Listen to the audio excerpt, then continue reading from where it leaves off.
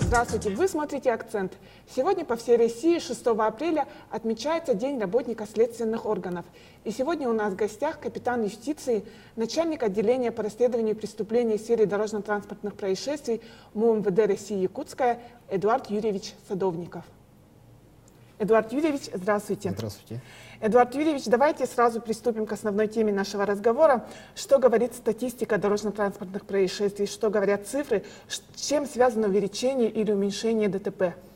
Ну, прежде всего, необходимо отметить, что ДТП с причинением тяжкого вреда здоровью или смерти человека происходит по неосторожности, то есть вследствие допущенной водителями небрежности либо легкомыслия. Да.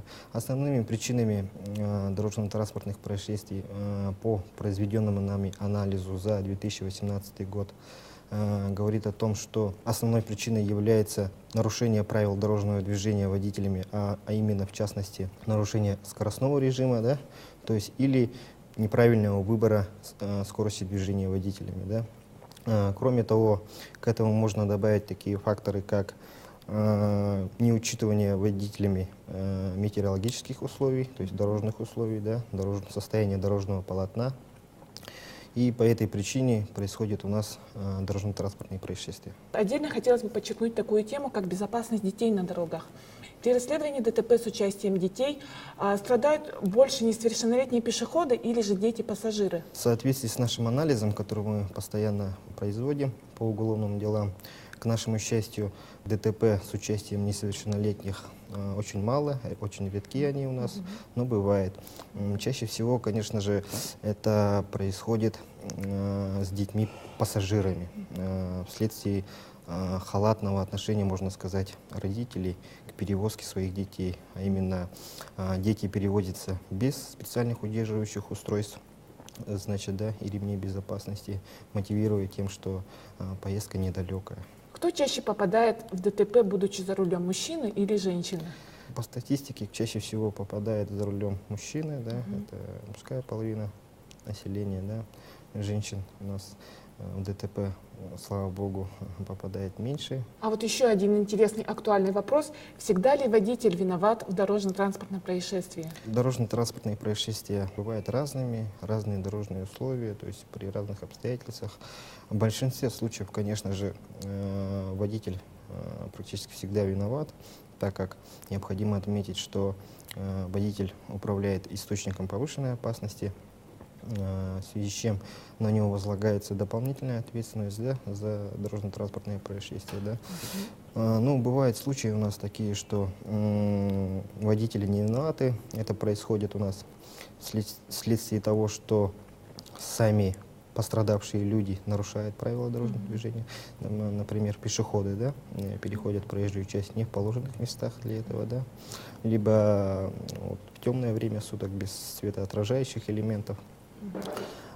Кроме того, пострадавшие, допустим, водители, да, бывает, сами тоже нарушают правила дорожного движения, уезжают на полосу встречного движения, тем самым провоцируя, да, дорожно-транспортное происшествие к встречному потоку, ну и так далее.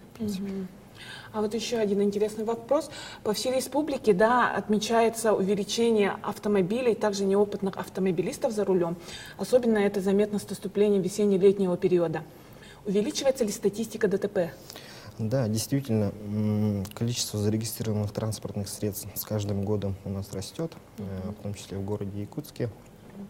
Даже появляются так называемые у нас в городе пробки, да, так скажем. Естественно, увеличение весной и в летний сезон дорожно-транспортных происшествий, конечно, у нас растет. Так называемый сезон ДТП, можно так сказать даже. Это у нас происходит потому, что часть населения, да, часть водителей города Якутска в зимний период ставит свои машины на зиму, да, то есть не управляет автомобилями, да, и с приходом весны размораживают и начинают двигаться по дорогам общего пользования, то есть, да. И самый основной фактор, наверное, почему увеличение именно летом или весной, это тот фактор, что, вот, допустим, в зимний период водителей сдерживает тот факт, что зима, туман, видимость плохая, дорога скользкая, и как-то водители медленнее двигаются, да, берегут свое транспортное средство, своих пассажиров, которые они перевозят, самих себя. А в летний сезон, понимая, что таких уже ограничений нет, ни тумана, дорога практически всегда сухая, на улице жарко, и начинает увеличивать скорость движения. То есть, да, и вследствие чего происходят дорожно-транспортные происшествия. То есть бдительность у них расслабляется. Эдуард Юрьевич, вот что конкретно, на ваш взгляд, необходимо сделать для обеспечения безопасности на дорогах?